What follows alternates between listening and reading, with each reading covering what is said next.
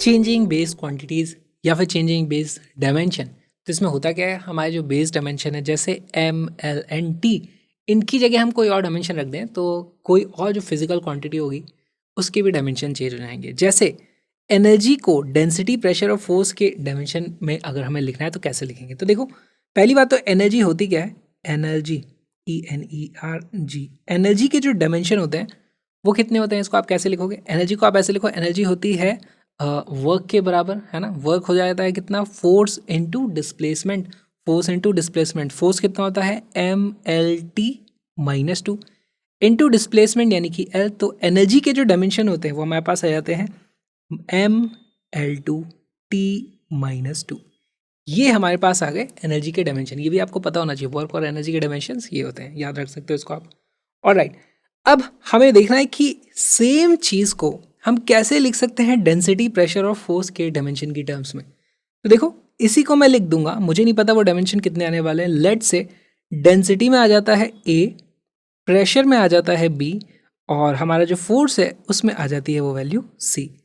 ये दोनों चीज़ें बराबर होनी चाहिए। अब इसको आप कैसे बराबर करोगे, इस टाइप की इक्वेशन को कैसे सॉल्व करना होता है। देखो, यहाँ पे मैं लिख दूंगा, लेफ्ट हैंड साइड में आ जाएगा मेरे पास ML2T-2 will be equal to, right hand side में देखो हमारे पास क्या है, डेंसिटी के डायमेंशन कितने होते हैं। डेंसिटी के डायमेंशन होते हैं, डेंसिटी होती है मास पर यूनिट वॉल्यूम। तो मास पर यूनिट वॉल्यूम, या फिर इसको लिख सकते हो आप मास और नीचे लेंथ का क्यूब। तो इसके डायमेंशन हो जाएंगे ML-3। बस ये हो गई हमारी डेंसिटी। इसकी पावर हमने क्या चढ़ाई हुई है, A। नेक्स्ट है हमारा प्रेशर। प्रेशर की डायमेंशन क्या होता है, देखो प्रेशर को आप लिख सकते हो, प्रेशर होता है force per unit area. Force होता है अगेन MLT-2, एरिया होता है हमारे पास L2। तो यहाँ से प्रेशर के जो डायमेंशन आ जाएंगे वो आ जाएगा, क्या आ जाएगा, ML-1T-2 ना, ये जाएगा ML-1T-2। ठीक है, इसकी पावर हमारे पास B होनी चाहिए। फिर तीसरा हमारे पास फोर्स की पावर C। फोर्स के तो हमें याद है ML-T-2, इसकी पावर C इस तरीके से चढ़ा दो। अब लेफ्ट हैंड साइड में और राइट हैंड साइड में चीज़ें बराबर होनी चाहिए। तो इसमें हम इक्वेशन किस तरीके से लिखते हैं, देखो हमारे पास वेरिएबल कितने हैं, 1 2 3, और 3 ही इक्वेशन लगेंगे हमें इसे सॉल्व करने के लिए। 3 इक्वेशन कहाँ से आएंगे, हमारे पास मास के कुछ डायमेंशन इधर आएगी पावर लेफ्ट हैंड साइड पे, और यहाँ पे भी कुछ वैल्यू आने वाली है, तो उससे हमें एक इक्वेशन मिलेगी। सिमिलरली हमारे पास 3 इक्वेशन आ जाएंगे।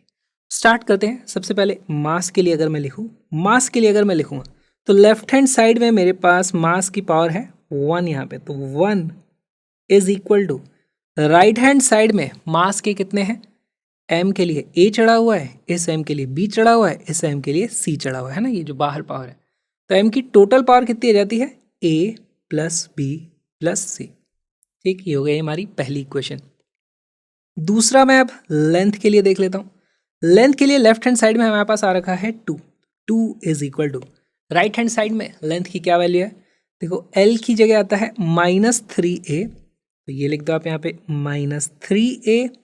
फिर उसके बाद आ जाता है -B, एंड यहाँ से आ जाता है +C, तो -B + C। ये हो गई हमारे पास दूसरी इक्वेशन। और तीसरी इक्वेशन इसी तरीके से आ जाएगी। हमारे पास T को अगर आप कंपेयर करोगे तो लेफ्ट हैंड साइड पे आता है -2, है ना, यहाँ पे -2 है, is equal to, right hand side पे देखो A वाली तो कोई टर्म नहीं आएगी, यहाँ से हमारे पास आता है -2B, और यहाँ से आ जाता है हमारे पास -2C, या फिर इसी को मैं लिख सकता हूँ 1 is equal to B plus, है ना, -2 सब जगह से कैंसिल आउट हो जाएगा, 1 is equal to B plus C आ जाता है। अच्छा, इसी को, अब ये 3 इक्वेशन है, इनको हमें सॉल्व करना है, 3 वेरिएबल है, आराम से किया जा सकता है। जैसे यहाँ से B प्लस सी की वैल्यू 1 होती है, इस जगह B प्लस सी की जगह 1 रख दूँ, यहाँ राइट हैंड साइड में लेफ्ट हैंड साइड में ऑलरेडी 1 है, तो इससे मुझे पता चल जाता है A इज इक्वल टू 0, हाँ, इससे मुझे पता चल जाता है A इज इक्वल टू 0। अब A की वैल्यू 0 आ चुकी है, तो मुझे पता चल जाता है B plus C is equal to 1, ये तो है ही सही, and C minus B is equal to 2। यहाँ से क्योंकि ये वाली वैल्यू तो हो चुकी है 0, तो मेरे को एक और इक्वेशन मिलती है C minus B is equal to 2। यहाँ से मैं इन दोनों को अगर ऐड कर दूँ तो B से B कैंसिल हो जाएगा, 2C इज इक्वल टू 3 आ जाता है, यानी C इज इक्वल टू 3/2 आ जाता है। This implies C is equal to 3/2, और यहाँ पे C की वैल्यू 3/2 आ जाएगी, तो B की वैल्यू -1/2 आ जाएगी ना, B is equal to -1/2, b is equal to -1/2। ये हमने सॉल्व भी कर लिया। अब हमें बस वैल्यूज़ को यहाँ पर रख देना है। हमारे पास एनर्जी के जो डायमेंशन आ जाएंगे, dimensions of energy will be equal to क्या है, डेंसिटी में 0, प्रेशर में b की वैल्यू कितनी आई थी -1/2, और हमारे पास लास्ट क्या था, फोर्स में 3/2। ये बन जाता है हमारा करेक्ट आंसर। तो इस तरीके के सवाल भी पूछे जाते हैं, उनमें आपको एग्जैक्टली यही करना होगा। मोस्ट केसेस में आपको एग्जैक्टली 3 इस तरीके के कुछ नए नए डायमेंशन दे दिए जाएंगे।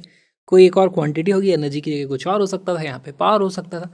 उस तरीके से आपको एग्जैक्ट सेम प्रोसीजर हमेशा अब फॉलो करना होगा। ये जो छोटा सा वीडियो आपने देखा, ये एक एक्चुअली छोटा सा हिस्सा है छोटे से प्यारे से क्रैश कोर्स का, जिसमें हमने 43 वीडियोस में पूरा का पूरा सिलेबस कंप्लीट कर लिया है 11th और 12th का, साथ में बहुत सारे प्रीवियस ईयर्स क्वेश्चन। तो link is in the description, उसको ज़रूर देखो। और सारे के सारे कलरफुल पीडीएफ्स आपको वहीं मिल जाएंगी। तो पीडीएफ्स एब्सोल्युटली फ्री है, उनको अभी के भी डाउनलोड कर दो। Link is in the description. वही एक लिंक है जो कोर्स पेज का है, उसी कोर्स पेज पे आपको गूगल ड्राइव का लिंक मिल जाएगा। सारी पीडीएफ अभी डाउनलोड कर लो, चाहो तो उन्हें प्रिंट करा लो, नहीं तो आप हार्ड कॉपी भी खरीद सकते हो, वो भी आपको वहीं मिल जाएगा। हम मिलेंगे फुल कोर्स में।